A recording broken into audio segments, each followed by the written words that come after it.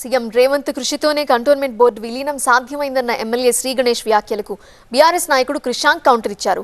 వారి మధ్య dialogue war ఇప్పుడు చూద్దాం. మన ముఖ్యమంత్రి గారు రేవంత్ రెడ్డి గారు అనేక సార్లు కంటోన్మెంట్ సమస్యలు పార్లమెంట్లో ప్రస్తావించి పోరాటాలు చేశారు.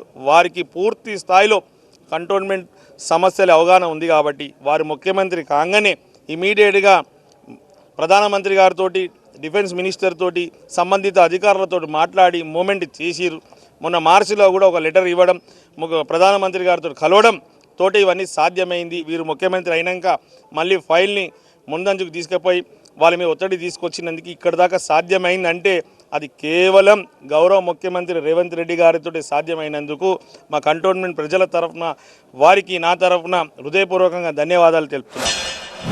23 మే 2022లోనే అప్పటి ముఖ్యమంత్రి కేసీఆర్ గారు కంటోన్మెంట్ బోర్డును రాష్ట్ర ప్రభుత్వంలో విలీనం చేయాలి అని సూత్రప్రాయంగా ఒప్పుకున్నట్టు కేంద్ర ప్రభుత్వానికి రాసించినట్టు ఈ లేఖలో ఉన్నది.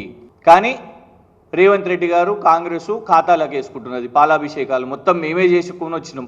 విచిత్రం ఏంటంటే దేశవ్యాప్తంగా తీసుకున్న నిర్ణయం అది. దేశవ్యాప్తంగా మొన్న 28 జూన్ నాడు కేంద్ర ప్రభుత్వం అన్ని కంటోన్మెంట్ బోర్డ్స్ను విలీనం చేయాలి అనేది వాళ్ళు తీసుకున్న ఆలోచన. స్వర్గీయులు సుష్మా స్వరాజ్ గారి నుంచి మొదలు పెట్టుకుంటే స్వర్గీయులు మనోహర్ పారేకర్ గారు, ఆ తర్వాత అరుణ్ జైట్లీ గారు, నిర్మలా సీతారామన్ గారిని కూడా కలిసి, రాజ్నాథ్ సింగ్ గారిని కూడా కలిసి ఎన్నోసార్లు మరి రక్షణ శాఖ భూములు విలీనం వీటన్నిటి విషయం మీద కూడా కేటీఆర్ గారు దశాబ్ది మొత్తం కూడా పోరాటం చేసి ఆ తర్వాత ఆ కమిటీలో కూడా భాగస్వాములు అయ్యి మొత్తం ఇయర్ మార్కింగ్ చేసి ఎన్ని భూములు ఉన్నాయి, ఎంత రాష్ట్ర ప్రభుత్వానికి కేటాయించాలి అనే స్పెషల్ తీర్మానం దాంట్లో రేవంత్ రెడ్డి గారు అసలు పాల్గొనకపోతే ఇప్పుడు పాలాభిషేకాలు చేసుకుంటే ఏం లాభం, క్రెడిట్లు కొడితే ఏం లాభం?